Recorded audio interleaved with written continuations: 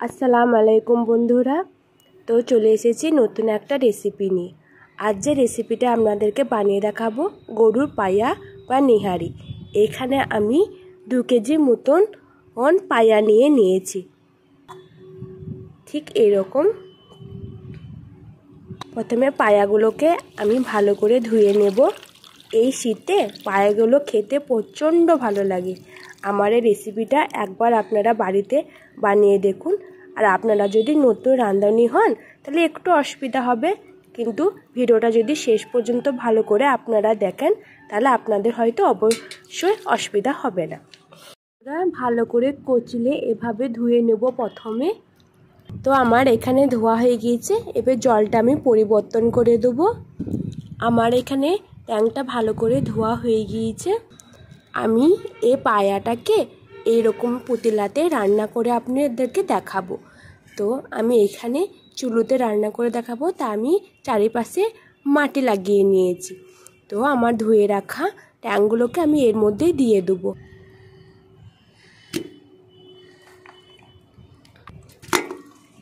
এই পুতলার মধ্যে রান্না করব। চুলোতে রান্নাটা খুবই সুস্বাদু হয়। প্রথমে আমি এখানে 3টে তেজপাতা দিয়ে নেব।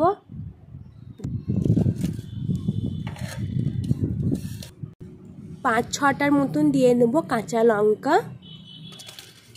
এখানে আমি দিয়ে নিচ্ছি 3টে বড় সাইজের কাঁচা পেঁয়াজ। দিয়ে নেব আদা রসুন বাটা, জিরে বাটা,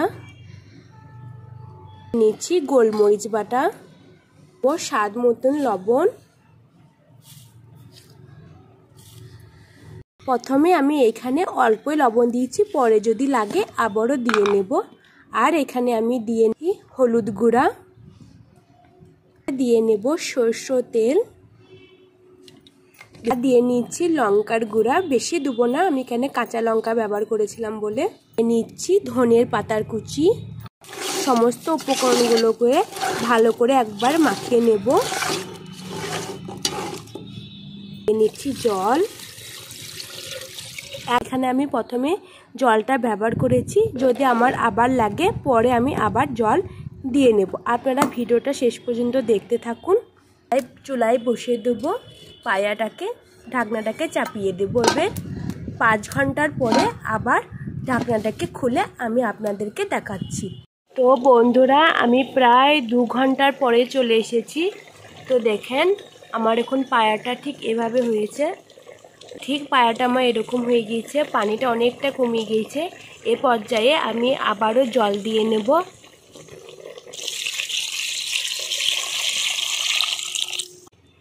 তো দেখেন ঠিক আমি এরকম করে জলটা দিয়ে নিয়েছি। এই জলের মধ্যে আমি আবার এটাকে সিদ্ধ করে নেব ভালো করে। এবার আমি ঢাকনাটাকে চাপিয়ে দেব। তো এটা এর মধ্যে এটা এখন সিদ্ধ হোক। আর আমি এই পুতিলাতে রান্না করছি, পুতিলাতে খুবই তাড়াতাড়ি এটা সিদ্ধ হয়ে যায়। তো আমি আবার আপনাদের সঙ্গে 2 ঘন্টার পর দেখা করছি। তো বন্ধুরা দেখেন আমি প্রায় 2 ঘন্টার মধ্যে আবার চলে এসেছি। আর 2 ঘন্টার পরে আমার পায়জাটা দেখেন ঠিক এরকম হয়ে গিয়েছে। আর আমার পায়জাটা এখন রান্না হয়ে গিয়েছে। এখনো পুরোপুরিভাবে হয়নি। এরপরে আমি এর মধ্যে দিয়ে দেবো ফোড়ন। তো চলুন ভিডিওর দিকে। আমি নিয়ে নিয়েছি পেঁয়াজ, এবার দিয়ে দেবো সরষা তেল।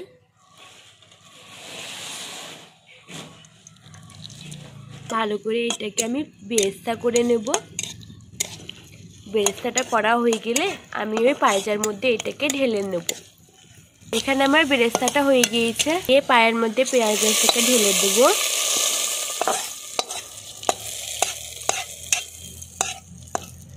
একবার ভালো করে একটু নাড়াচাড়া করে নেব।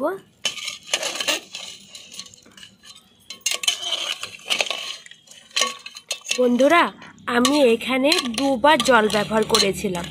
প্রথমে জলের মধ্যে আমার পায়াটা সিদ্ধ হয়নি, তাই আমরা 2বার জল দিয়েছি। আপনাদের যদি প্রথম জলে যদি সিদ্ধ হয়ে যায় তাহলে 2য় জল আপনাদের দেওয়ার দরকার নেই। প্রথম জলে সিদ্ধ হয়ে যাওয়ার পরে পেঁয়াজ বেরেস্তাটাকে করে আপনারা তার মধ্যে ঢেলে দিবেন। আমার পায়াটা সিদ্ধ হয়নি, তার কারণে আমি 2বার জল অ্যাড করেছিলাম। পেঁয়াজ বেরেস্তাকে দিয়ে নিলাম। এরপরে আমি দিয়ে দিলাম জিরে গুঁড়া, স্বাদটা খুবই ভালো আসে।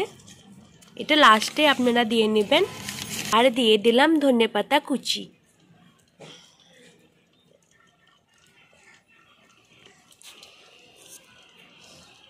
তো ভালো করে একটু নাড়া করে নেবেন।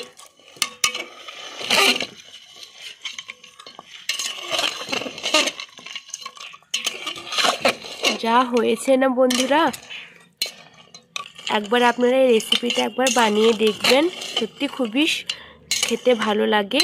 এই শীতে গরম গরম ধুকি পরোটা সাথে একেবারে জমে যাবে। তো আমার হয়ে গিয়েছে রান্নাটা কমপ্লিট একেবারে। একবার আপনারা লবণটা চেক করে নেবেন, যদি লাগে তা দিয়ে নেবেন। আমার এই পায়া রান্নাটা কমপ্লিট হয়ে গিয়েছে।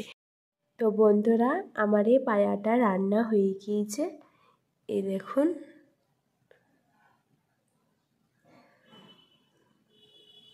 খেতে এতটাই দুর্দান্ত হয়। একবার আমার এই রেসিপিটা আপনারা বানিয়ে দেখবেন। যদি আমার রেসিপিটা ভালো লেগে থাকে অবশ্যই একটা লাইক সাবস্ক্রাইব করে দিবেন। তো আজকে এই পর্যন্তই। আল্লাহ হাফেজ।